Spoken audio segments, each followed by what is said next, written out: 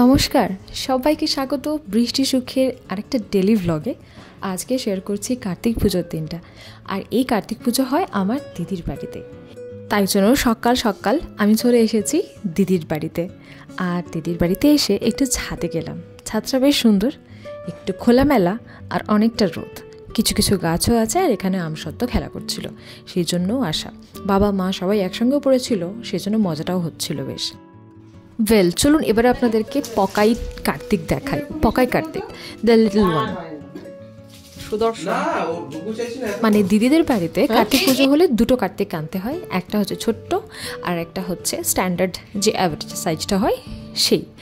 তো এই হচ্ছে গিয়ে ব্যাপার। আমি এর ইতিহাস রহস্য কিছুই জানি না, তবে আমার বেশ ইউনিক লেগেছে বিষয়টা।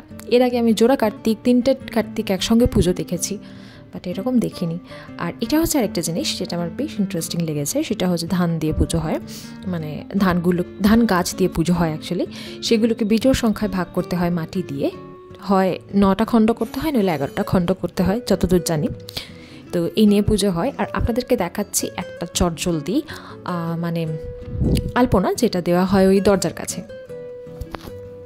যখন হাতে একেবারেই সময় থাকবে না, বেশি তামঝাম না করে কিন্তু এই ডিজাইনটা অনায়াসে ফেলা যেতে পারে।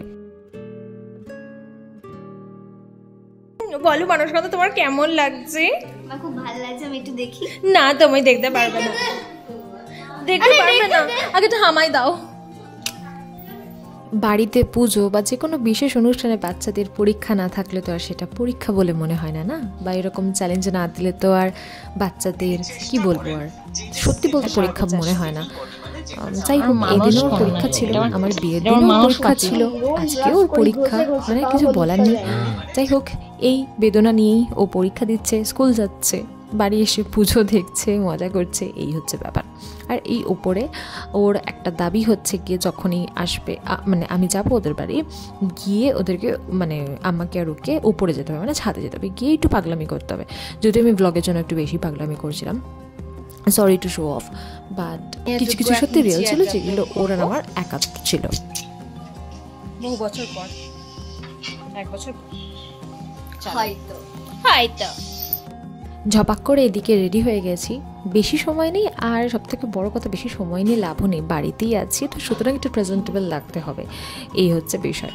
এদিকে ঠাকুরমশাই চলে এসেছে সমস্ত জোগাড় যন্ত্রী করে, এখানে কিন্তু ঠাকুরমশাই পুজোতে বসে গেছেন। আর সত্যি কথা বলতে কার্তিক পুজো কিন্তু যথেষ্ট সময় ধরে হয়, যদি প্রপারলি কার্তিক পুজো করা হয়, সব বিধি নিয়ম মেনে। এখানেও তাই হয়েছিল, বেশ অনেকটা সময় ধরেই হচ্ছিল।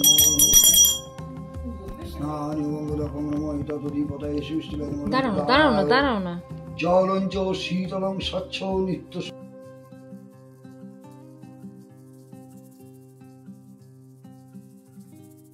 আর আমার ডুগ্গু পাখি কিন্তু এখন বেশ কাজ করতে শিখে গেছে, লিটারালি ও পুজোর কাজ করে, আন্টির সাথে সাথে আলপনা দেয়। যদিও এইবার আলপনাটা আমি দিলাম, বিকজ ও বাড়ি ফিরেছে বেচারি অনেক বিকেলে স্কুল থেকে, তো তারপরে আর বাচ্চার কত এনার্জি থাকে, তাই না? তো সেই জন্যেই আমি আলপনাটা দিয়েছিলাম। বাট ও আমাদের চাঁদের টুকরো মেয়ে, ও আমাদের সোনা বাচ্চা, তার সাথে এই আর একটা সোনা বাচ্চা, যেটাকে সামলাতে গিয়ে আমি গল্প শোনাচ্ছিলাম। ইনি আবার গল্পপ্রেমী, গল্প শুনতে বেশ ভালোবাসেন।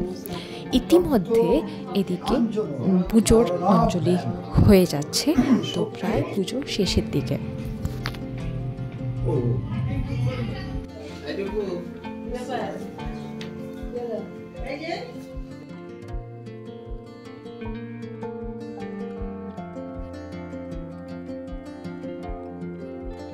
বিহারে তোমার চাষবাস ওদিকে বেশি তো। দিদিকে চেয়ার দে, আমরা খেয়ে এসেছি। চেয়ার দে দিদিকে, লাল চেয়ারটা দে।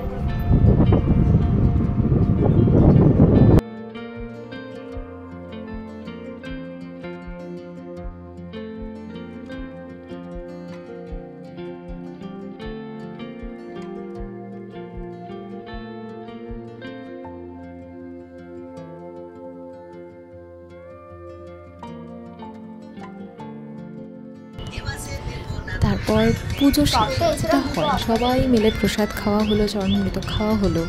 তারপর যে যার বাড়ি, আমি আমার বাড়ি চলে এসেছিলাম, যদিও বা এখন আবার যাচ্ছি দিদির বাড়িতেই, মানে আজকে হচ্ছে কার্তিক পুজোর পরের দিনটা, তো এখন আবার যাচ্ছি, বাট সেদিনকে বাড়ি চলে এসেছিলাম। আর এই হচ্ছে আমার কার্তিক পুজোর ব্লগ। যদি ভালো লেগে থাকে একটা লাইক অবশ্যই করে দেবেন, শেয়ার করবেন। সবাই ভালো থাকবেন, সুস্থ থাকবেন। আজকের জন্য টাটা।